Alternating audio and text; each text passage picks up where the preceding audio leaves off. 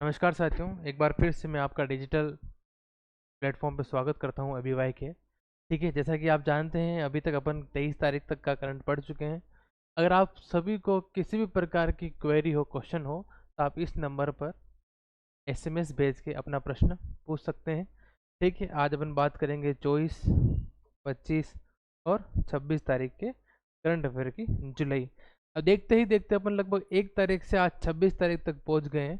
27, 28, 29, 30, 31, फिर जुलाई का महीना समाप्त हो जाएगा। फिर इस पूरे जुलाई के महीने का करंट एक साथ आपके लिए लेके आएंगे विनोद जी सर। अगर वो नहीं, किसी कारणवश नहीं उपस्थित हो पाएंगे, तो फिर अपन और अल्टरनेट निकालेंगे। फिलहाल उनके वो ही लेके आएंगे। ठीक है, उसके साथ अगर अपन आगे चलें, अगली मतलब करंट की बात करते हुए आगे बढ़ते हैं। कलर चेंज कर लेते हैं। राजस्थान हाई कोर्ट में 23 जुलाई 2025 को 7 जजों की क्या किए गए हैं, नियुक्त किए गए हैं। कुल नियुक्तों की बात करूँ, 7 अभिमन्यु, 6 अधिवक्ता कोटे से लिए गए हैं और एक न्यायिक अधिकारी कोटे से लिया गया। इनका भी क्या है, कोटा है। अधिवक्ता कोटे से बात करें, संदीप तनेजा जो स्थायी न्यायाधीश रहेंगे, बलजिंदर सिंह संधू, विपिन गुप्ता, संजीत पुरोहित, रवि चिरानिया, अनुरूप सिंधी सभी अतिरिक्त न्यायाधीश होंगे। ठीक है, उसके बाद बात करेंगे न्यायिक अधिकारी कोटे से बात करेंगे तो संगीता शर्मा अतिरिक्त न्यायाधीश है ये। न्यायालय में कुल स्वीकृत संख्या की बात करेंगे तो 50 संख्या होती है। राजस्थान में 50 न्यायाधीश होना अनिवार्य है, जिसमें से अपने 49 न्यायाधीश और एक अपने मुख्य न्यायाधीश। अब तक कितने न्यायाधीश हो चुके हैं? लगभग 43 की अपने क्या हो चुकी है, नियुक्तियां अभी तक हो चुकी है। और 7 नियुक्तियां अभी तक अपने क्या बाकी चल रही है। ठीक है, तेज तो नहीं हो रहा, थोड़ा धीरे कर लेते हैं। महर्षि दयानंद सरस्वती विश्वविद्यालय अजमेर में स्थित है। कहाँ पर स्थित है? अजमेर में स्थित है। और अजमेर के कुल गुरु किनको बनाया गया है? तो प्रोफेसर सुरेश कुमार अग्रवाल को।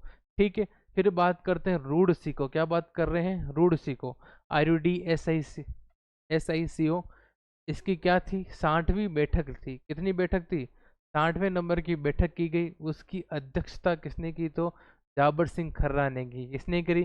जाबर सिंह खर्रा ने। किसकी अध्यक्षता की? तो रूड सिखों की 60वीं बोर्ड बैठक का। अपने जाबर सिंह खर्रा कौन है? तो नगरीय विकास एवं आवासन मंत्री है। DLV सभागार में हुई। कहाँ पर हुई ये आयोजन? कहाँ संपन्न हुआ? तो DLV सभागार में। बैठक में RUIDP, रूड सिको और रविल RAVL, इन तीनों के द्वारा राज्य पोषित योजना, केंद्र व राज्य पोषित योजना यानी कि वह योजना है जिस पर केंद्र व राज्य दोनों सरकार क्या कर रही है? खर्चा कर रही है।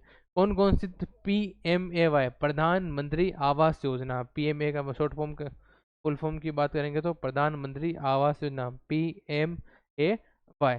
दूसरी आती योजना Amrut, Atal mission for rejuvenation and urban transformation योजना। इन दोनों योजनाओं के बारे में RUIDP, रूडसिको, रविल द्वारा क्या की गई? समीक्षा की गई तथा योजनाओं को समयबद्ध एवं गुणवत्तापूर्ण कार्य करवाने के लिए निर्देश दिए गए। यानी कि योजनाएं कौन सी है? प्रधानमंत्री आवास योजना, दूसरी है Atal mission for reservation and urban transformation. इन दोनों योजनाओं की क्या की गई? समीक्षा की गई एवं योजनाओं को समयबद्ध एवं गुणवत्तापूर्वक से क्या करना, कार्य करने के लिए निर्देश दिए गए। किनके द्वारा? तो रूडी, रूडसिको और अपने रविल। ठीक है, स्पेलिंग दें, RUIDP, RUDSICO, RAVL। Full form में आगे बता दूंगा। ठीक है, आगे चलते हैं इसी के साथ। तो मैंने बताया अभी फुल फॉर्म के बारे में बात करेंगे अपन। तो रूड सीखो, रूड सीखो की फुल फॉर्म क्या होती है? तो पहले मतलब देख लेते हैं अपन। रूड सीखो का मतलब होता है राजस्थान शहरी पेयजल सीवरेज और अवसंरचना निगम लिमिटेड। राजस्थान शहरी अर्बन पेयजल सीवरेज और अवसंरचना निगम लिमिटेड, ये अपने रूट सिको की फुल फॉर्म है। यह राजस्थान सरकार का एक निगम है जो शहरी क्षेत्रों में पेयजल, सीवरेज और संबंधित बुनियादी ढांचे के विकास के लिए क्या करता है? काम करता है। कौन करता है? रूड सिको। एक अपने बात की रूढ़ी की तो Rajasthan urban infrastructure development project, full form क्या है इसकी, तो Rajasthan urban infrastructure development project. इसका अर्थ की बात करेंगे तो राजस्थान शहरी अवसंरचना विकास परियोजना। इसका भी क्या क्या काम है, यह एशियाई विकास बैंक एडीबी द्वारा समर्थित है। यानी कि इस पे खर्चा कौन कर रहा है, अपना एडीबी यानी कि एशियाई विकास बैंक। एक राज्य सरकार की पहल है ये, जिसका उद्देश्य है राजस्थान भारत में शहरी अवसंरचना का विकास करना। इस परियोजना का उद्देश्य शहरी क्षेत्रों में जल आपूर्ति, स्वच्छता और सड़क जैसी आवश्यक सेवाओं का विकास करके जीवन स्तर में क्या करना, सुधार करना। फिर आता है रविल राजस्थान आवास विकास एंड इंफ्रास्ट्रक्चर लिमिटेड। अब ये क्या करते हैं, यह राज्य सरकार की एक एजेंसी है जो विभिन्न आवास योजनाओं, शहरी विकास परियोजनाओं और बुनियादी ढांचे के विकास कार्यक्रम को लागू करने में शामिल है। ये तीनों नाम आए थे खाली, तो उनके बारे में अपन ने देख भी लिया है क्या काम करते हैं, उनके फुल फॉर्म यानी कि पूरे नाम क्या है। अगला आता है गोरबिया सोलर पावर परियोजना कहाँ स्थापित की जा रही है, तो नोखा बीकानेर में। कब की जाएगी, तो 19 जुलाई 2000। इसका उद्घाटन कब किया गया, तो 19 जुलाई 2025 को। उद्घाटनकर्ता कौन थे, तो प्रहलाद जोशी ने किया है। अब ये कौन है, तो केंद्रीय नवीन एवं नवीकरणीय ऊर्जा मंत्री। ये नवीन ऊर्जा और नवीकरणीय ऊर्जा के मैं बारे में पहले बता चुका हूँ। कंपनी की बात करेंगे जलेस्ट्रा इंडिया द्वारा विकसित किया जाएगा ये। स्थापित क्षमता कितनी होगी, 435 मेगावाट होगी। परियोजना का क्षेत्रफल की बात करेंगे तो 1250 एकड़ में फैला होगा। निर्माण अवधि की बात करेंगे तो 8 महीने से भी कम समय में इसको क्या किया जाएगा, पूर्ण किया जाएगा। विद्युत खरीद समझौता यानी कि विद्युत खरीद समझौता भी हुआ है, किसके साथ हुआ है, तो solar energy corporation of India SECIL के साथ समझौता हुआ है, विद्युत खरीद समझौता। और ये समझौता कितने वर्षों के लिए हुआ है, 25 वर्षों के लिए हुआ, यानी कि 25 वर्षों तक इसकी विद्युत कौन खरीदेगा, solar energy corporation of India. ठीक है, अगला आता है do good award award 2025। Dainik Bhaskar समूह 13 मई 2025 को दिया गया है। सम्मान की बात करेंगे 3 सिल्वर अवार्ड मिले हैं। कारण क्या था ये अवार्ड देने का, सामाजिक जिम्मेदारी और पर्यावरण संरक्षण में योगदान देने के लिए। अब अभियान किन किन अभियानों को मिला और प्रमुख सम्मान क्या मिला वो देखते हैं। एक पेड़ एक जिंदगी अभियान चलाया गया, जिसको कॉरपोरेट सामाजिक दायित्व CSR फंड CSR वाला अवार्ड मिला। मिट्टी के गणेश जलवायु परिवर्तन व पर्यावरण संरक्षण अवार्ड। फिर बात है सार्थक दीपावली बेहतरीन कहानी कहने के प्रयोग में पुरस्कार। ठीक है, ये अपने अभियान थे, ये अपने पुरस्कार थे। आगे चलते हैं। 38वें राष्ट्रीय खेल 2025 जो कहाँ पर आयोजित हुए हैं, उत्तराखंड में। 38वें राष्ट्रीय खेल 2025 उत्तराखंड में आयोजित हुए हैं। राजस्थान ने कुल कितने पदक जीते भाई, 43 पदक जीते हैं। याद रखना सभी को, कितने पदक जीते, 43 पदक जीते हैं। उनमें से 9 स्वर्ण है, 11 रजत है और 23 अपने कौन से पदक है, कांस्य पदक है। पदक तालिका में राजस्थान की बात करेंगे 15वें स्थान पर रहा। अब पूछने में अभी 2 दिन पहले या कल अपने एक पेपर हुआ था लाइब्रेरियन 3rd ग्रेड का, तो उसमें अगर प्रश्न आपने देखे होंगे खेल के बहुत अच्छे खासे प्रश्न पूछे गए थे खेल के। तो आपको ये मान के चलना है कि मुझे राजस्थान के संबंध में क्या पढ़ने हैं, जितने भी खेल लास्ट 6-8 महीनों में जितने भी खेल हुए हैं उन सब खेल के आपको क्या पढ़ना है, व्यवस्थित पढ़ना है करंट, क्योंकि उसमें से प्रश्न आपका 100% आएगा ही आएगा। एक आपको पढ़ना है पुरस्कार, पुरस्कार के भी 100% अपने क्या आए, क्वेश्चन आए ही आए, खेल के आए हैं, अभियानों के आए हैं। ठीक है, अभी हाल ही में कौन कौन सा क्या क्या महोत्सव आयोजन हुए उनके क्वेश्चन आए। तो ये चीजें आपको ध्यान रखनी, पेपर में अगर पैटर्न में इन क्वेश्चनों को, इन चीज़ों पे प्रश्न बन रहा है तो अगला पेपर भी इन पे बन सकता है। तो उस अकॉर्डिंग आपको क्वेश्चन बिल्कुल ध्यान दें देखने, और ये बिल्कुल चीज़ें पढ़नी नहीं है, रटनी कुछ भी करनी है, मगर अपन को एग्जाम में क्वेश्चन क्या करना है, राइट करना है।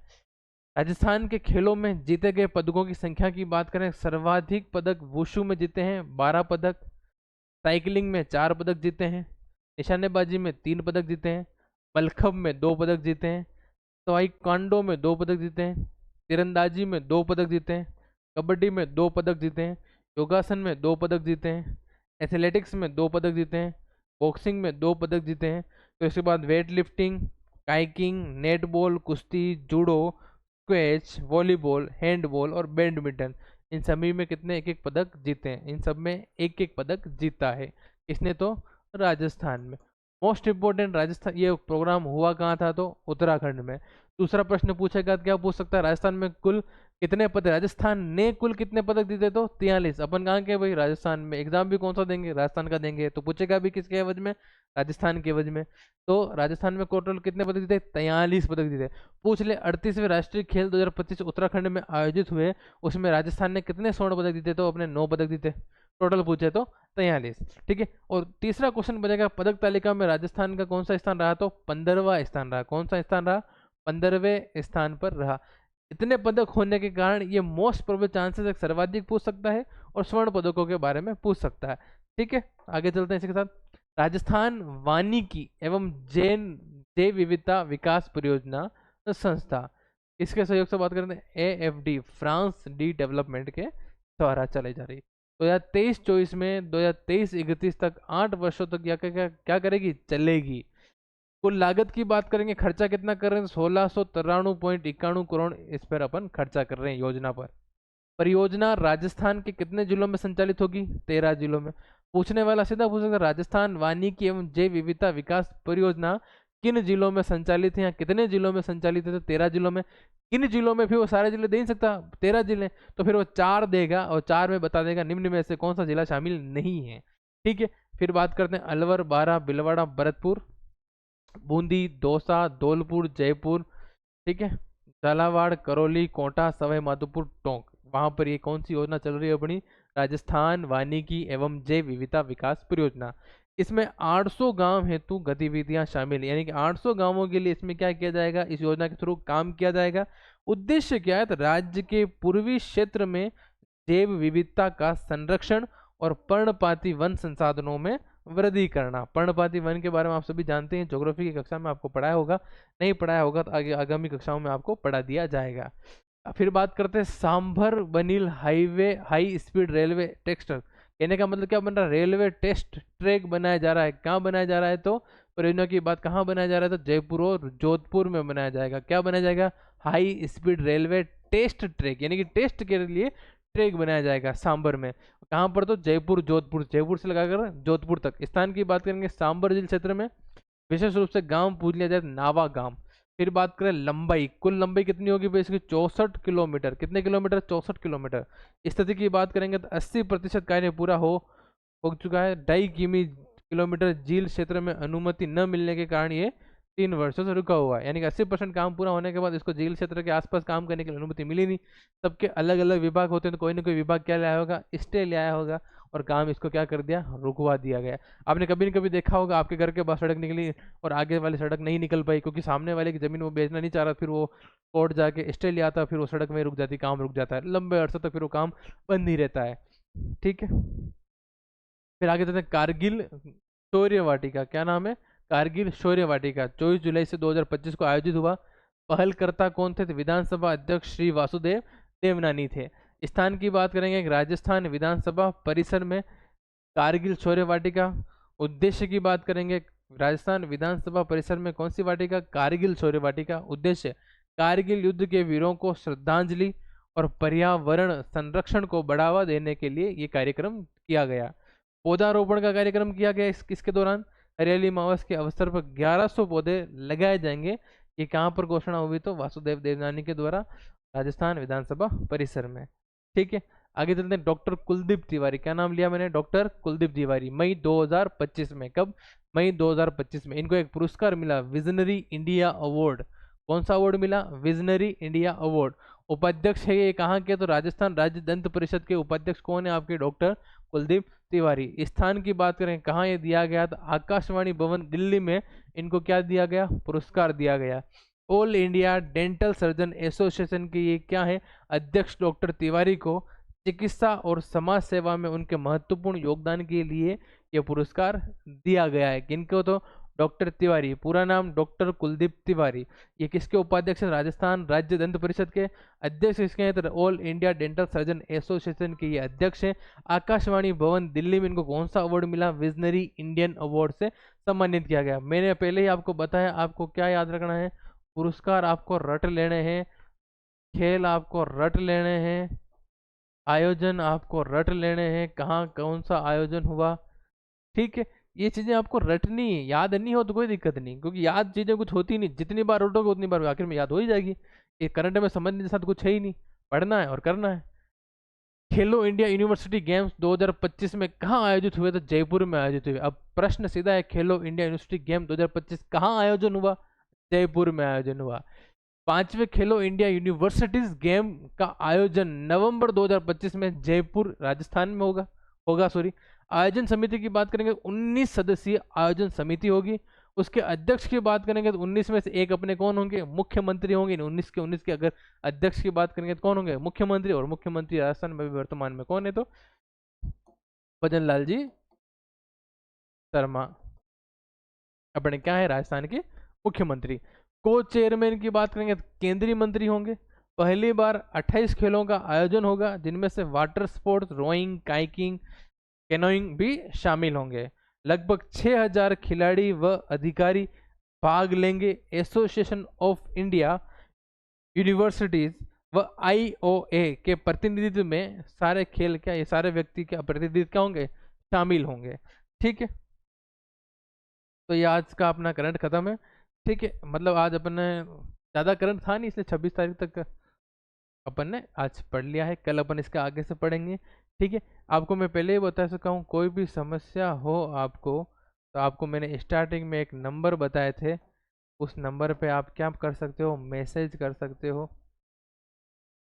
ठीक है, आपको महीने का करंट जो कि मैं पढ़ाऊँगा डे वाइज, और पूरे महीने का करंट लेके आएंगे आपके लिए विनोद जी सर। इसके अलावा आपको अगर ज्योग्राफी की क्लासें लेनी हो तो इसके लिए प्लेलिस्ट बनाई गई है अशोक सर के नाम से, पूरी कंप्लीट प्लेलिस्ट है, आप वहाँ जाके पढ़ ले सकते हो। इसके अलावा हिस्ट्री के लिए आप राहुल जी सर की क्लासेस देख सकते हो, राहुल सिंह जी सर की, जिनकी भी क्या है बाकायदा प्लेलिस्ट बनाई हुई है।